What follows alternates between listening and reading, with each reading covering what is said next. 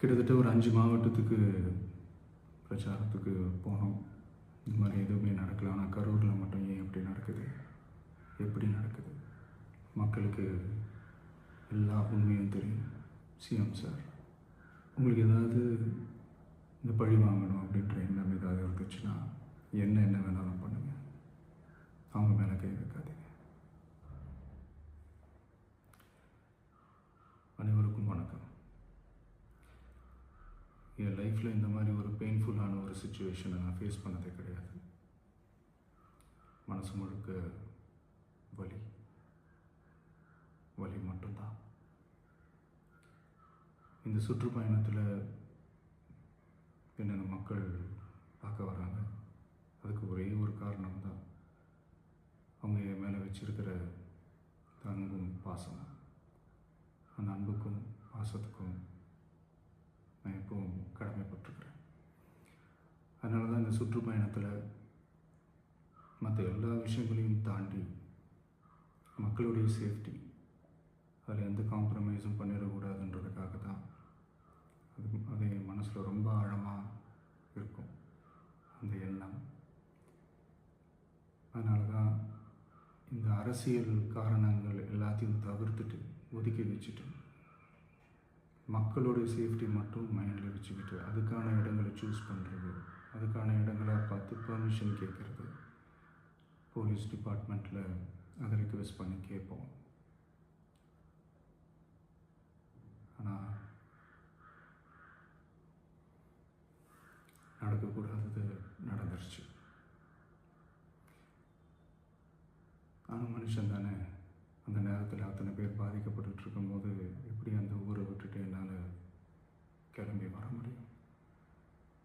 நான் திரும்ப அங்கே போகணும்னு இருந்துச்சுன்னா அதை ஒரு காரணம் காட்டி அங்கே வேறு சில பதட்டமான சுச்சுவேஷன்ஸ், வேறு சில அசம்பாவிதங்கள் அந்த மாதிரி எதுவும் நடந்துடக்கூடாதுன்றதுக்காக தான் நான் அவாய்ட் பண்ணேன். இந்த நேரத்தில் சொந்தங்களை இழந்து தவிக்கிற அத்தனை குடும்பங்களுக்கும் என்னுடைய ஆழ்ந்த இரங்கலை தெரிவிச்சுக்கிறேன். எனக்கு தெரியும், என்ன சொன்னாலும் இது ஈடேயாகாதுன்னு எனக்கு தெரியும். ஹாஸ்பிட்டலில் ட்ரீட் பண்ணிகிட்ருக்கிற எல்லாருமே சீக்கிரமாக க்யூர் ஆகி வரணுன்றதை இந்த நேரத்தில் நான் வேண்டிக்கிறேன். கூடிய சீக்கிரமே உங்கள் எல்லாரையும் நான் சந்திக்கிறேன். இந்த நேரத்தில் எங்களுடைய வலிகளை, எங்களுடைய நிலைமையை புரிஞ்சுக்கிட்டு எங்களுக்காக பேசின அரசியல் கட்சிகளை சார்ந்த நண்பர்கள், தலைவர்கள் அனைவருக்கும் என்னுடைய நன்றியை தெரிவிச்சுக்கிறேன். கிட்டத்தட்ட ஒரு 5 மாவட்டத்துக்கு பிரச்சாரத்துக்கு போனோம். இந்த மாதிரி எதுவுமே நடக்கல. ஆனால் கரூரில் மட்டும் ஏன் இப்படி நடக்குது? எப்படி நடக்குது? மக்களுக்கு எல்லா உண்மையும் தெரியும். மக்கள் எல்லாத்தையும் பார்த்துக்கிட்டு இருக்கிறாங்க. கரூரை சேர்ந்த அந்த மக்கள் அந்த உண்மையெல்லாம் வெளியில் சொல்லும்போது எனக்கு கடவுளே நேரில் வந்து இறங்கி அந்த உண்மைகள்லாம் சொல்கிற மாதிரி எனக்கு தோணுச்சு. சீக்கிரமே எல்லா உண்மைகளும் வெளியில் வரும்.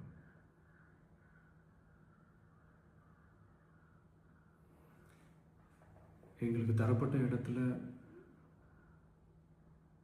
நாங்கள் போய் அந்த அந்த ஸ்பாட்டில் நின்று நாங்கள் பேசிட்டு வந்தோம். அதை தாண்டி எந்த தவறும் எங்கள் சைடில் நாங்கள் எதுவுமே செய்யலை. பட் இருந்தாலும் எங்கள் கட்சியை சேர்ந்த நிர்வாகிகள், தோழர்கள் மேலே எஃப்ஐஆர், அது மட்டும் இல்லை சோஷியல் மீடியாவை சேர்ந்த நண்பர்கள், தோழர்கள் அவங்க மேலே எஃப்ஐஆர்லாம் போட்டு இப்போ பிடிச்சிக்கிட்டு இருக்கிறாங்க.